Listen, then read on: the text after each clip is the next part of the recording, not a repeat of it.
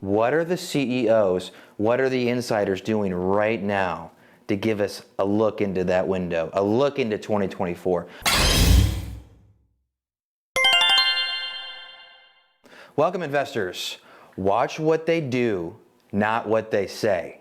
That's going to be the theme for today's video, so we can look through the window into 2024 and get some kind of clarity, get a vision into what's going to take place. Well, what's likely going to take place. U.S. home sales dropped to the lowest level since October 2010. So what does that mean for home prices going into 2024? Let's find out. But before we do, if you find value from this video, be sure to like the video, subscribe to our channel so you can stay ahead of the curve with our weekly market videos. I'm your investment advisor, Jake Ackerman. Let's get into it. All right, let's take a quick flashback in time. It's 2021, end of the year. You have your analysts, your economists. We're watching CNBC. We're listening to 2022 predictions. Real estate's going to go up 15-20%. Stock market's going to go gangbusters. New all-time highs, up 15-20%. It's going to be a great 2022. What are the insiders telling us? What are they doing? Because they're telling us one thing, but are doing something else. Let's take a look at this CNBC article. CEOs and insiders sell a record $69 billion of their stock, and the year isn't over yet. All right, and that's December 21st, or December 1st, 2022, this article's from. What happened? The S&P 500 price index returned negative 19.64% in 2022. They were telling us everything was going to be good in 2022. Yet, we know how 2022 played out. Hindsight's 2020 for us. We're going to continue on that theme and get a dive into what are the CEOs, what are the insiders doing right now to give us a look into that window, a look into 2024. But before we do, we need to shift gears into the real estate market because the real estate market is such an important dynamic for the U.S. economy. And if that's weakening, we got problems ahead. So what's going on right now? U.S. existing home sales dropped to the lowest level since 2010. So what that tight market, what is that telling us? What are analysts seeing? A housing market price drop, only seen a handful of times, is coming in 2024, per Morgan Stanley. So I get clients asking me, there's no way that prices are going to come down. They can't. There's just not enough inventory. Folks just aren't going to drop their housing prices, and people are going to pay those prices because there's not enough supply. Even though right now there's no demand, or there's limited demand, but there's just no way. Where can this supply come from? Builders are building. There's a lot of new inventory coming from builders, but that is not enough supply for the demand, and that's why housing prices are up. Is that really the case? As the economic situation starts to decline, is that going to continue? Take a look at this. 16 million U.S. homes are sitting vacant. So what is the definition of a vacant house? Let's scroll down here and let's take a look here. So the U.S. Census Bureau has a broad definition of what it considers a vacant home. For our survey, we considered a home vacant if it has the following qualities. No one lived in the home at the time of the census interview unless those living there had been gone for less than 6 months. It's used as a second home or vacation home. It's a rental home that may or may not have tenants. It's a habitable home that's being prepped for sale. It was sold to new owners, but no one lives there yet. Migrant workers live there temporarily. So where are all these vacant homes? They're in big cities. Miami Beach, 33% vacancy rate. Concord, North Carolina, 21%. Augusta, Georgia, 19.7%. Let's look at some more. St. Petersburg, Florida, 18.8%. Hartford, Connecticut. Baton Rouge, 18.3%. Hollywood, Florida, 17.1%. West Palm Beach, Florida, 16%. Lawton, Oklahoma, 15.4%. San Francisco, California, 14.9%. So the vacant homes are homes that can come to the market. People own second, third, fourth homes. They have rentals. And if they need to raise cash, that's where they can get cash from, by selling their home. If there's As slowly as supply starts to increase because people are forced to sell their homes or are, you know what, I no longer want to deal with this. Airbnb, for example, has a lot of competition. My home isn't renting. I'm having to pay out of pocket for the mortgage. I no longer want to do that. I got to put my home for sale. And all of a sudden, supply starts to tick up.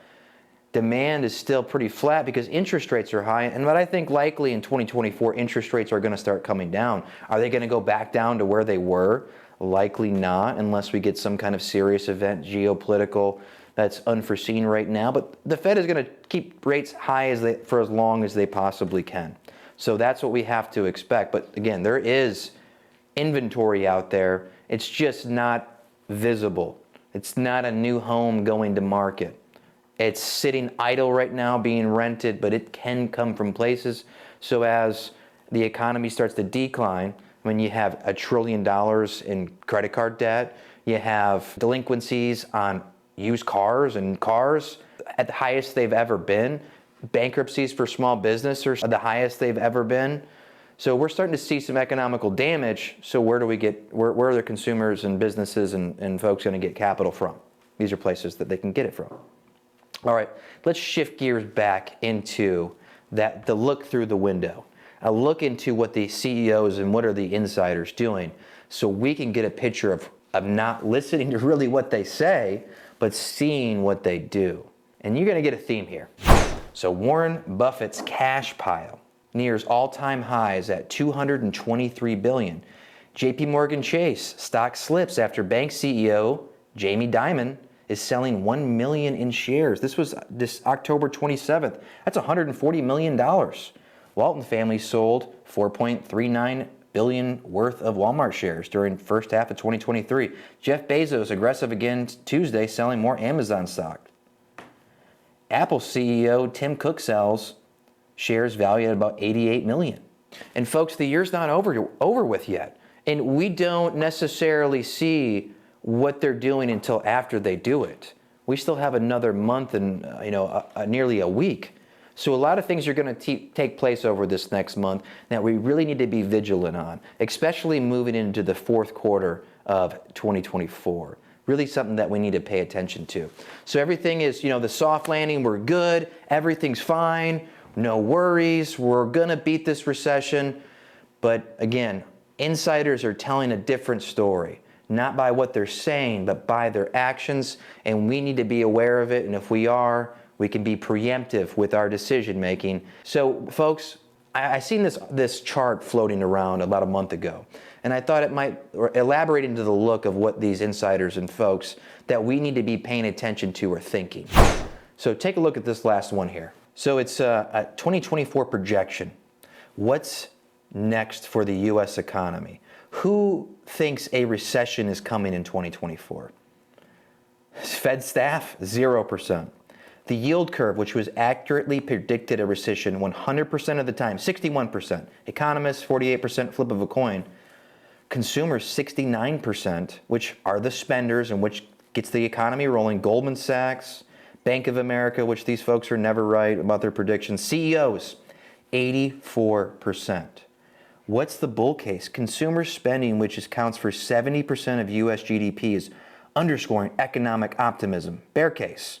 Household debt hits a record $17 trillion, while corporate defaults have accelerated in 2023. So folks, as consumers build up debt, they're no longer going to spend because they can't. So that wipes out that bull case. I mean, we're seeing a large amount of debt piling up right now. So these are things that we need to be aware of. And we also need to be understanding that the Fed likely isn't going to cut interest rates until they have to. And maybe they don't wait as long, and they don't wait till something breaks to cut interest rates, which could make that bull case come to fruition. But right now, I don't have a lot of optimism with them cutting interest rates. But we'll stay tuned. We'll keep vigilance on this. And if CPI, inflation, core inflation, PPI, which are all inflation metrics, continue to come down, by chance, maybe the Fed cuts interest rates sooner rather than later. But again, I wouldn't hold my breath on that.